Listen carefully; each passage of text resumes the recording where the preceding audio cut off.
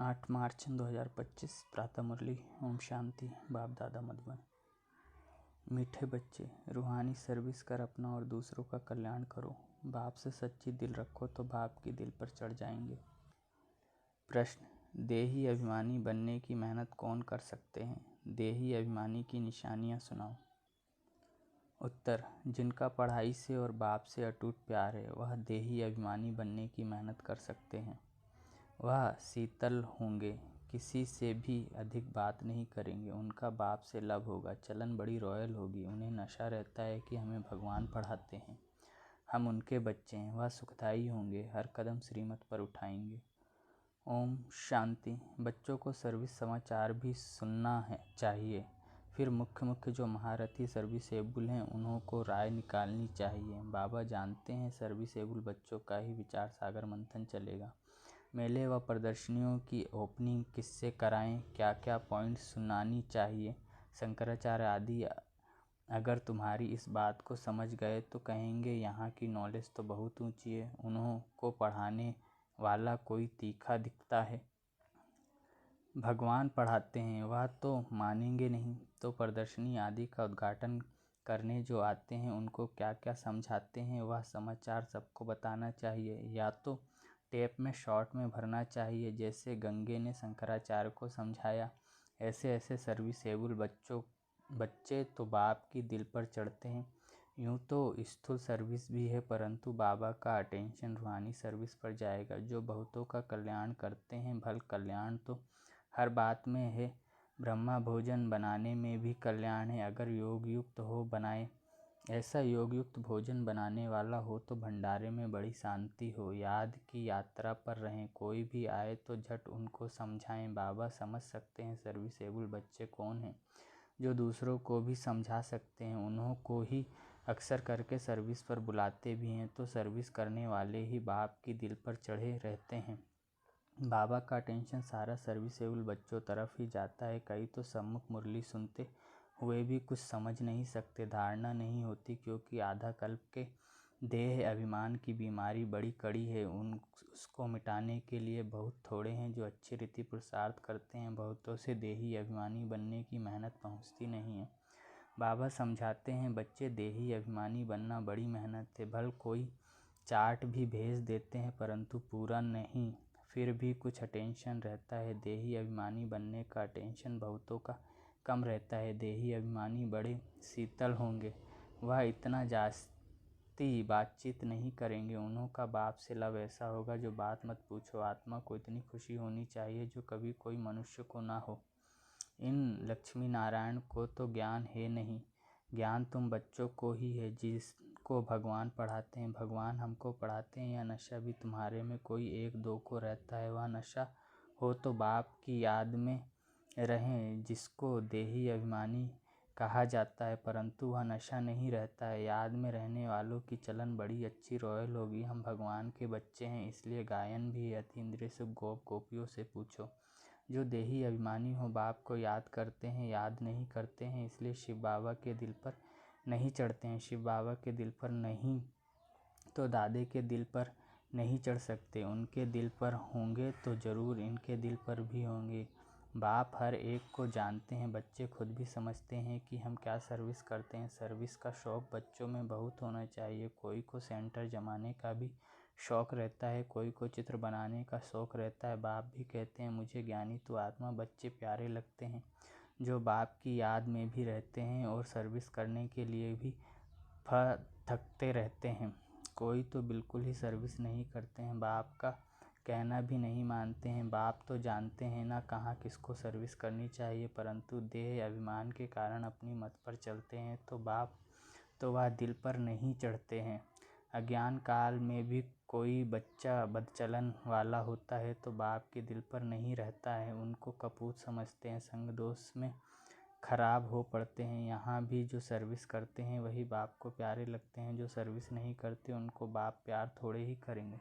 समझते हैं तकदीर अनुसार ही पढ़ेंगे, फिर भी प्यार किस पर रहेगा वह तो कायदा है ना। अच्छे बच्चों को बहुत प्यार से बुलाएंगे, कहेंगे तुम बहुत सुखदाई हो, तुम पिता स्नेही हो। जो बाप को याद ही नहीं करते उनको पिता स्नेही थोड़ी ही कहेंगे। दादा स्नेही नहीं बनना है, स्नेही बनना है बाप से। जो बाप का स्नेही होगा उनका बोल चाल बड़ा मीठा सुंदर रहेगा। विवेक ऐसा कहता है, भल टाइम है परंतु शरीर पर कोई भरोसा थोड़े ही है। बैठे बैठे एक्सीडेंट हो जाते हैं, कोई हार्ट फेल हो जाते हैं, किसको रोग लग जाता है, मौत तो अचानक हो जाता है ना। इसलिए श्वास पर तो भरोसा नहीं है। नेचुरल कैलेमिटीज़ की भी अभी प्रैक्टिस हो रही है। बिगड़ टाइम बरसात पड़ने से भी नुकसान कर देती है। यह दुनिया ही दुख देने वाली है। बाप भी ऐसे समय पर आते हैं जबकि महान दुख है। रक्त की नदियाँ भी बहनी है। कोशिश करना चाहिए हम अपना पुरुषार्थ करके जन्मों का कल्याण तो कर लेवे। बहुतों में अपना कल्याण करने का फुर्ना भी दिखाई नहीं पड़ता है। बाबा यहाँ बैठे मुरली चलाते हैं तो भी बुद्धि सर्विसेबल बच्चों तरफ रहती है। अब शंकराचार्य को प्रदर्शनी में बुलाया है, नहीं तो यह लोग ऐसे कहाँ जाते नहीं हैं। बड़े घमंड में रहते हैं तो उन्हों को मान भी देना पड़े, ऊपर सिंहासन पर बिठाना पड़े, ऐसे नहीं साथ में बैठ सकते हैं। नहीं, रिगार्ड उन्हों को बहुत चाहिए। निर्माण हो तो फिर चांदी आदि का सिंहासन भी छोड़ दें। बाप देखो कैसे साधारण रहते हैं, कोई भी जानते नहीं।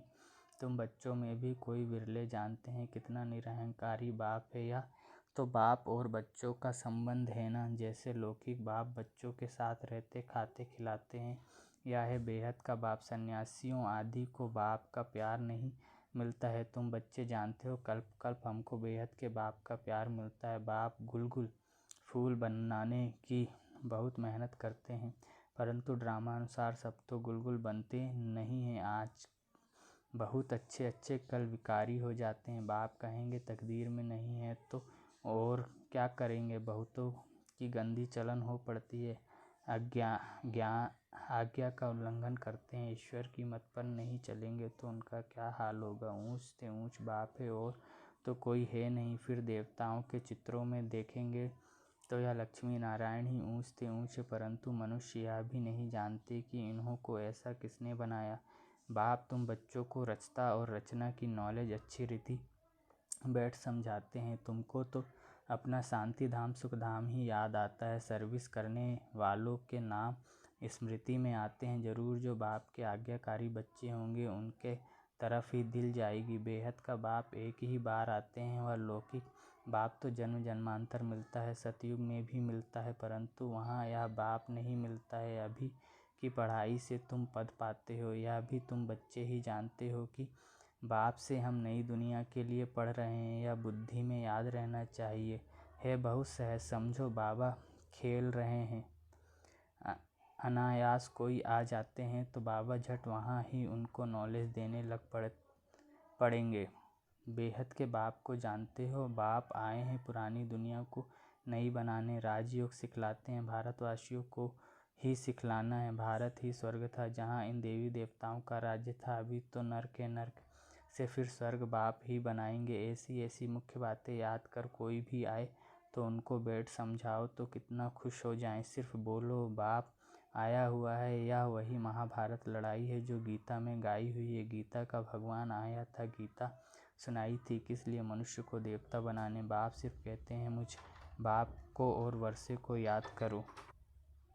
यह दुख धाम है, इतना बुद्धि में याद रहे तो भी खुशी रहे। हम आत्मा बाबा के साथ जाने वाली हैं शांति धाम, फिर वहाँ से पाठ बजाने आएंगे। पहले पहले सुख धाम में, जैसे कॉलेज में पढ़ते हैं तो समझते हैं हम यह पढ़ते हैं, फिर यह बनेंगे, बैरिस्टर बनेंगे, व पुलिस सुपरिटेंडेंट बनेंगे, इतना पैसा कमाएंगे, खुशी का पारा चढ़ा रहेगा। तुम बच्चों को भी यह खुशी रहनी चाहिए। हम बेहद के बाप से यह वर्षा पाते हैं, फिर हम स्वर्ग में अपने महल बनाएंगे। सारा दिन बुद्धि में यह चिंतन रहे तो खुशी भी हो, अपना और दूसरों का भी कल्याण करें। जिन बच्चों के पास ज्ञान धन है उनका फर्ज है दान करना।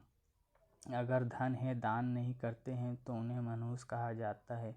उनके पास धन होते भी जैसे कि है ही नहीं। धन हो तो दान जरूर करें। अच्छे अच्छे महारथी बच्चे जो हैं वह सदैव बाबा की दिल पर चढ़े रहते हैं। कोई कोई के लिए ख्याल रहता है यह शायद टूट पड़े। सरकमस्टांस ऐसे हैं, देह का अहंकार बहुत चढ़ा हुआ है, कोई भी समय हाथ छोड़ दे और जाकर अपने घर में रहे। भल मुरली बहुत अच्छी चलाते हैं, परंतु देह अभिमान बहुत है। थोड़ा भी बाबा सावधानी देंगे तो झट टूट पड़ेंगे। नहीं तो गायन है, प्यार करो चाहे ठुकराओ।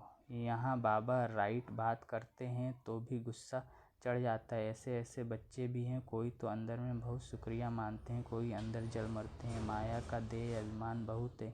कई ऐसे भी बच्चे हैं जो मुरली सुनते ही नहीं हैं, और कोई तो मुरली बिगर रह नहीं सकते। मुरली नहीं पढ़ते हैं तो अपना ही हट है। हमारे में तो ज्ञान बहुत है और है कुछ भी नहीं।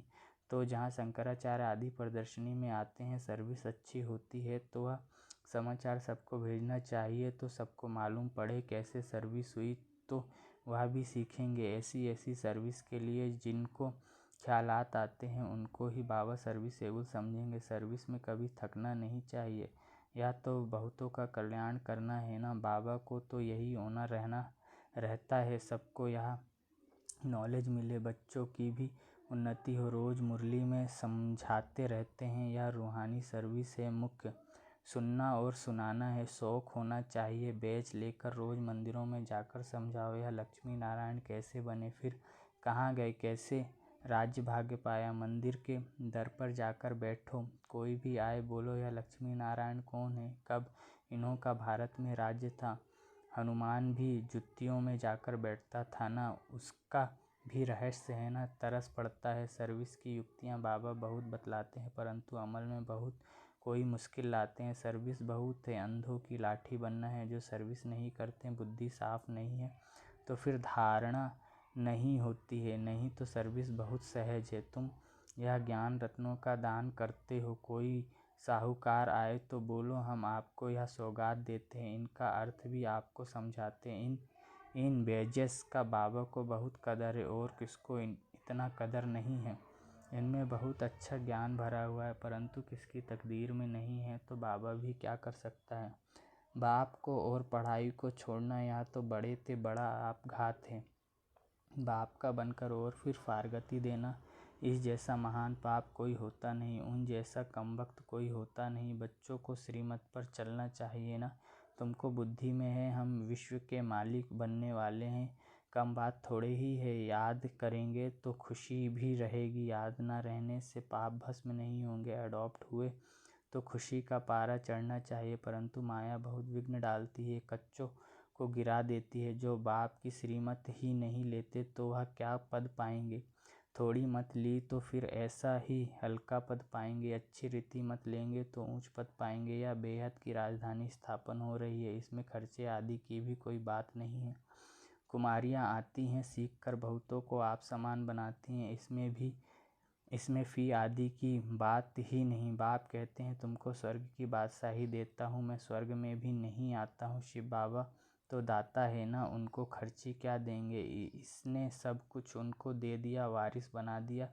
एवज में देखो राजाई मिलती है ना। यह पहला मिसाल है। सारे विश्व पर स्वर्ग की स्थापना होती है, खर्चा पाई भी नहीं। अच्छा मीठे मीठे सिकलदे बच्चों प्रति माता पिता बाप दादा का याद प्यार और गुड मॉर्निंग। रूहानी बाप की रूहानी बच्चों को नमस्ते।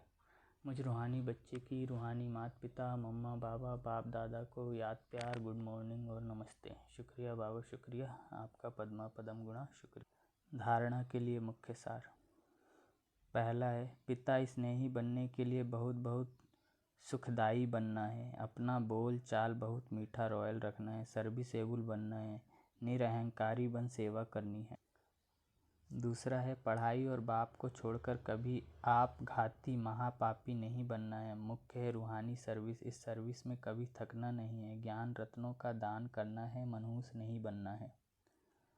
वरदान है, सदा निज धाम और निज स्वरूप की स्मृति से उपराम न्यारे प्यारे भव। विस्तार, निराकारी दुनिया और निराकारी रूप की स्मृति ही सदा न्यारा और प्यारा बना देती है। हम है ही निराकारी दुनिया के निवासी, यहाँ सेवा अर्थ अवतरित हुए हैं। हम इस मृत्यु लोक के नहीं लेकिन अवतार हैं। सिर्फ यह छोटी सी बात याद रहे तो उपराम हो जाएंगे। जो अवतार ना समझ गृहस्थी समझते हैं तो गृहस्थी की गाड़ी कीचड़ में फंसी रहती है। गृहस्थी है ही बोझ की स्थिति और अवतार बिल्कुल हल्का है। अवतार समझने से अपना निजी धाम, निजी स्वरूप याद रहेगा और उपराम हो जाएंगे। स्लोगन है, ब्राह्मण वह है जो शुद्धि और विधि पूर्वक हर कार्य करे। अच्छा, ओम शांति।